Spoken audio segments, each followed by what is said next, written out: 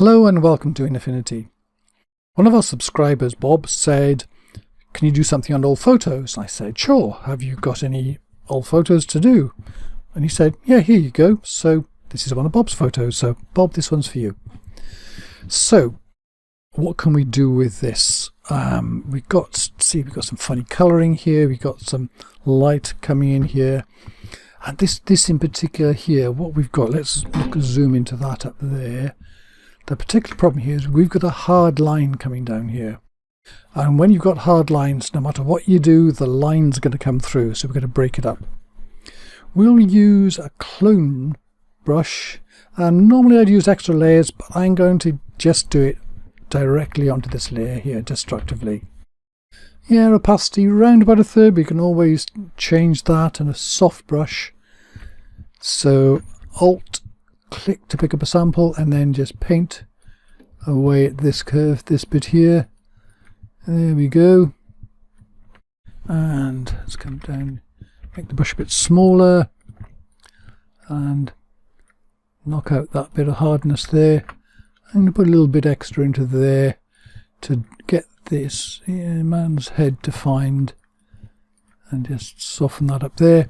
Then a bit of his hair, because on his head particularly important because we don't see the line there. That'll do here, maybe just a little bit extra there. Okay, Control 0 to go back out again, and we've broken that line up. We could always do more, of course. Quick tip here as well, if I go Filters, Haze Removal, look, it's already affecting that. I mean, just experiment. Down, up, up's better. Strength, down, up.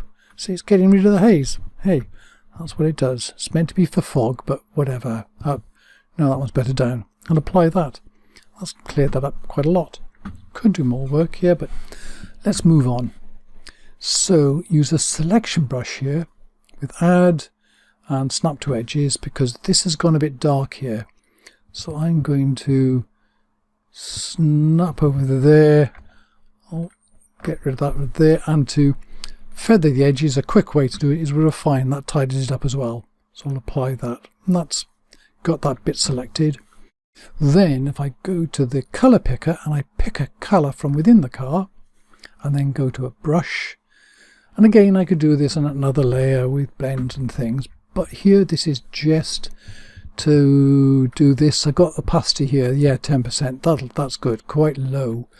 We only want to paint gently on here because yes, we want to bring up the colour of this bit here, and Control D, and we could do this here and tidy up little bits we missed up there and so on. So that's made the car stand out a bit more. It's not sort of gone all funny. What about this down here? Quick way to do that is with a burn brush, because effectively what we're doing is we're pushing that dark colour into black, and that just sort of takes away that colour distraction there.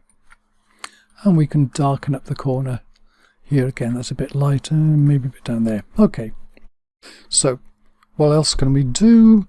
Well, if we zoom in here a bit, look at that noise. That noise is awful. So let's do a click here and go to Denoise filter.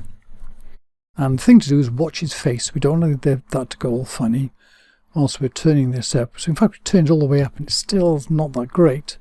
So I'm going to click on Extreme. So I got huge amounts to do here.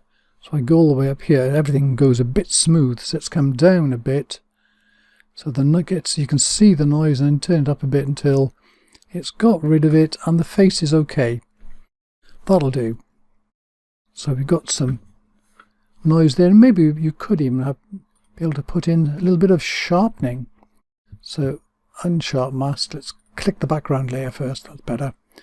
And unsharp mask, and bring this up a bit. Is that going to strengthen the picture a bit? Oh yeah, that's going to add a little bit more into it. So there we go. Although yeah, watch out for this sort of stuff that's coming in here now. You know, you fix one thing, you cause another problem. Never mind, let's leave that for now, but that's just something else to think about, and we could do more work on that.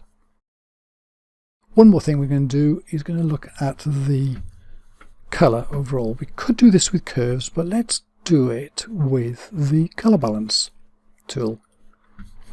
Because in old film, what they do is they make it go a little bit more red than is actually there, because you don't want people to go green. That would look rather odd. So we can take a bit of the red out. Yeah, we're in the mid-tones here, which is fine. You can see we can turn that down there and it's still okay, and it's just a bit more natural in the faces. Magenta and this, you could bit of magenta into it. That's okay. And mid-tones, try that. Yeah, a little bit of yellow. What else could you do here? Oh, shadows. Something to do with shadows often works, is to put a bit of blue into it. So you can turn that up there, and yeah, maybe a bit. There we go. Anyway, so you could play with that as well. So there we are. We've fixed a lot of this already. We could do more work up there, maybe with some contrast and so on. But overall, we've changed the picture quite a lot in a very short amount of time. So hope that was helpful, and thank you very much for watching.